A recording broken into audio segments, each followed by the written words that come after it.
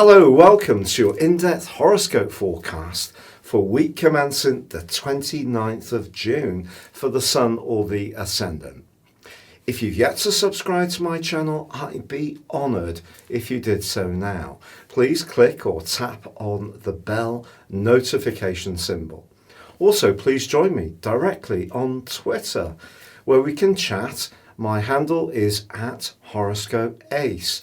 Also, please join Elisa and I for the daily astrology and tarot video show, which is proving great fun, really popular, and you can grab your free daily horoscope every single day.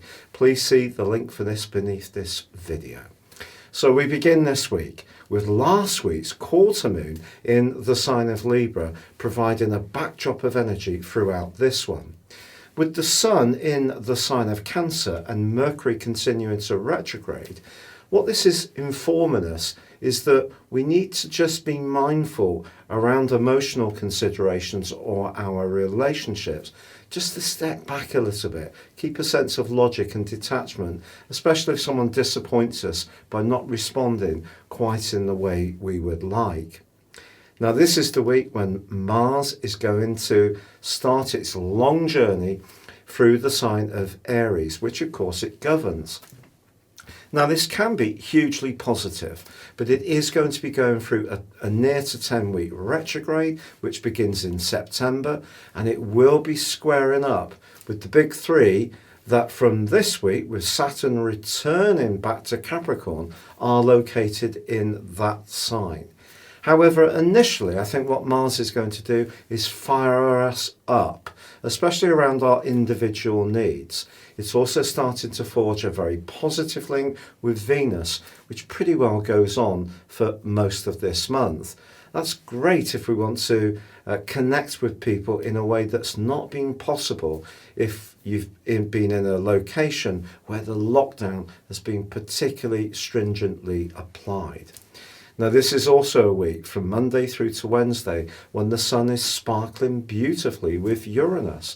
If we can find some fresh ways to evolve, particularly around our home existence, and to flex and to be a bit more imaginative about how we live in our abodes or make the most of our outdoor spaces, this would be a fine thing to do. Some people may be quite entrepreneurial from the comfort of their home, and anything which is quite innovative can actually do very well. Now, on Wednesday at 3:52 a.m. UCT, Universal Central Time, the Sun and Mercury come together in an exact conjunction, combust. Now, this confers on somebody who's born with this in their natal horoscope, as long as they don't have any difficult aspects from Saturn and Pluto, a real opportunity to shine when it comes to using their mind. But of course, Mercury is not at its best in the sign of Cancer and is in retrograde. So the Sun's inching forwards, Mercury's taken a step backwards. But I still think it's a great time to have a powwow with the people that you see as being in your extended family or group, or to express with real meaning how something seems to us at a more emotional level.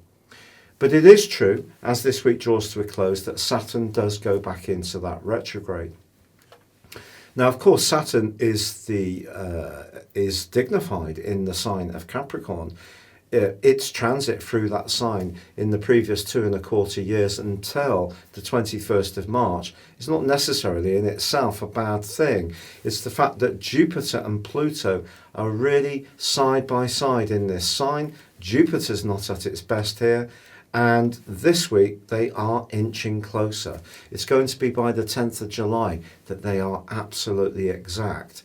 So we've got a polarization between the Sun and Mercury in the sector of emotion and feeling and family and home, and Saturn returning to the part of our scope that's to do with big demands, big responsibilities, more governmental interference or guidance, and with Jupiter conjoining with Pluto that can see some action in terms of the stock market. So how do these two polarities work out? That's going to be the big story of July. But what we can do is fall back on that glorious link between Venus and Mars, which is encouraging us to really try to create a spark between ourselves and the people that really matter.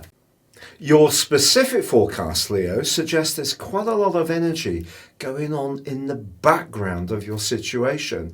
The quarter moon, which occurred at the end of last week, provides a backdrop of energy into this one, and it could make you really quite sensitive to what other people say. It's probably not a good time to open up to anyone you don't know well, or perhaps your gut is telling you you're not quite sure of.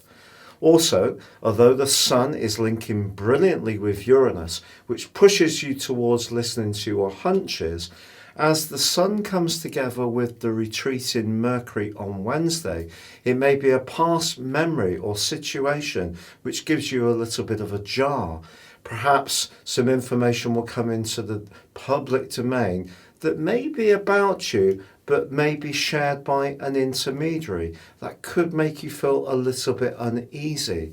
But actually, Mars, the planet which is really in a very positive role in the second 10 degrees of your zodiac sign, the second decan, it actually moves into an area which gives you an opportunity to be more expansive in the last 6 months of this year. But you can't be expansive unless the everyday details, routines and obligations that you have are dealt with first. And that is going to be a challenge across all of August, September, half of October and the last 2 weeks of the year. Mind, Mars does forge a magical link to Venus in the second half of this week, which can be very good if you're wanting to interact with people more socially. And it may be that you're going to hear from someone from a distance. Hopefully social distancing is being removed or lessened wherever you are, which gives you the opportunity to be more connected. But Saturn rewinds as this week draws to a close and into the sign of Capricorn, where it's going to be going backwards pretty well to the end of September. There may still be some outstanding details that you have to grapple with, perhaps ones to do with your work or where you're very committed, but you need to feel a sense of satisfaction wherever you're doing the most amount of application and effort. So that could be a question you need to ask between now and December the 16th. Thank you so much for having joined me. If you'd like to explore more serious astrology and ascend above your zodiac sign, please check out my range of affordable reports beneath this video. You can get 30% off if you buy a 12-month forecast and a character analysis, or if you'd like to see the testimonials, you may choose to have a one-to-one with me, which would be a great honour. But for now, take care, stay safe, and good luck.